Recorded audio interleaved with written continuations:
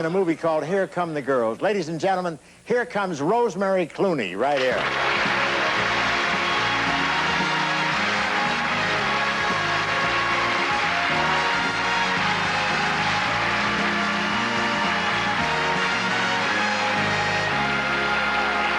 Thank you, Bob. I loved your Two Sleepy People. But I didn't realize that in those days your voice was so high. I know. Many a time I had to fight my way out of the hairdresser's chair. Yes. Well, with that voice and your walk, you could have been the first Tootsie. I was. Didn't you see me as Aunt Lucy in The Road to Utopia? Of course. You were adorable. I must have been. Why else would Field and Stream have hired me as a centerfold? Movie audiences have always loved you, Bob, which proves they appreciate the uncomplicated and the simple. Thank you, Rosie. That's all right. It's that kind of compliment that keeps my psychiatrist in Cadillacs. I can't get over how movies have changed, though. You know what I mean? Love conquered all. Good triumphed over evil. There was always a happy ending and a golden vision of the future. What happened to all of that? It's now part of the Republican platform. But Rosie, your career is going great guns, isn't it? Yeah. Bob, I think I'm having more fun in this business today than I ever had.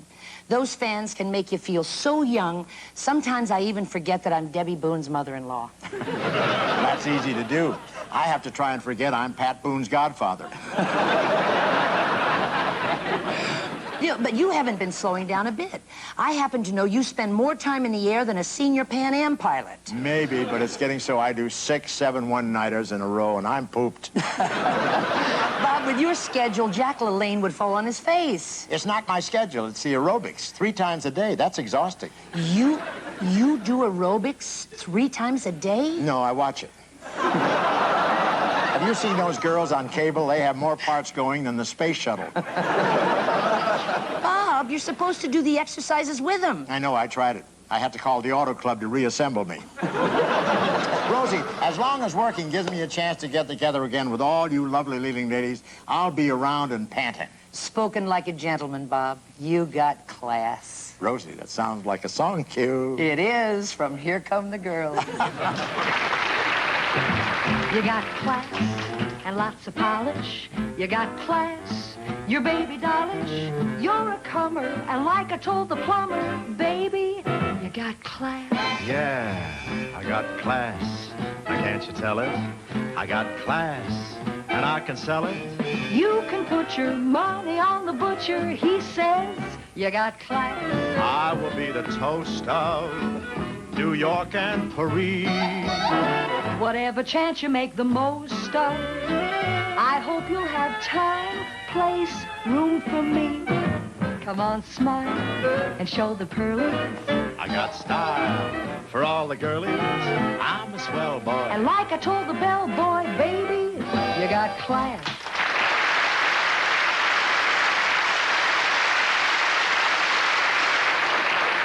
It's you. No, practicing again. No, wait, don't leave me. Practicing? How delightful. Oh, wonderful. Oh, wait a minute. Take it easy, Cuddles. Cuddles, huh? Look, I was just... Come here, you coward. Look, you can get in trouble if you... Why, you dirty rat. Oh, nothing personal.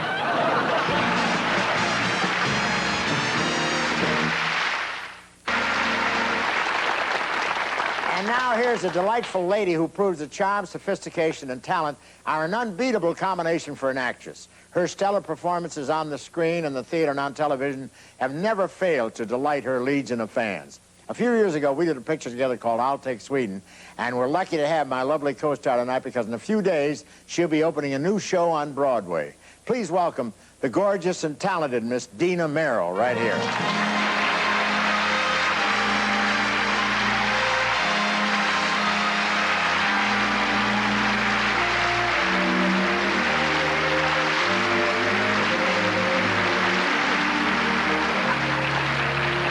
Dina, welcome. I'm delighted you could join us. Oh, Bob, I'm so happy to be here. Hey, you must be excited. Tell me a little about your new show. Well, we're doing a revival of On Your Toes, the marvelous Rodgers and Hart musical, which combined classical ballet and jazz for the very first time.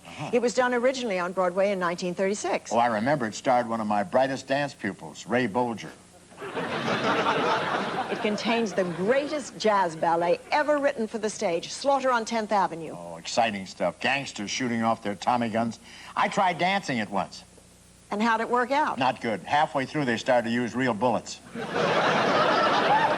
I really envy you, headed for Broadway. You know, I did Roberta a few years ago, and I'm dying to get back. Well, why don't you? Well, do you think people will remember me? Of course. Do you? Then I'd better wait a little longer. But, Dina, I'm not surprised by all your success. You decided on a show business career very early, didn't you? That's true, Bob.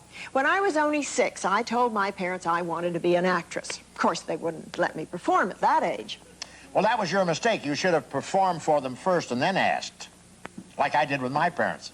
And what was their answer? I never found out. They moved and left no forwarding address. But you know, Dina, I started out as a hoofer. I was known as Golden Arches even before McDonald's came along.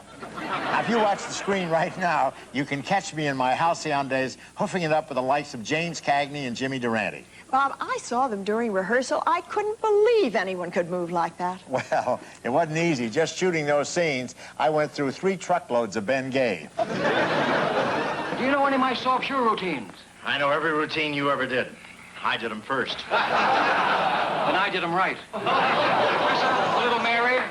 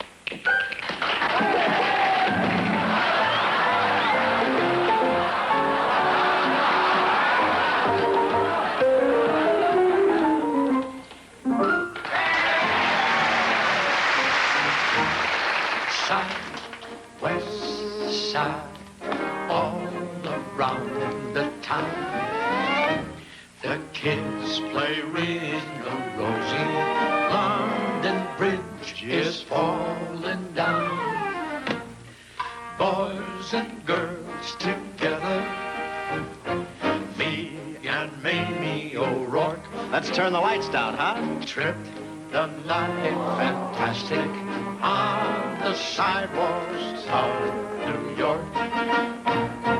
East Side.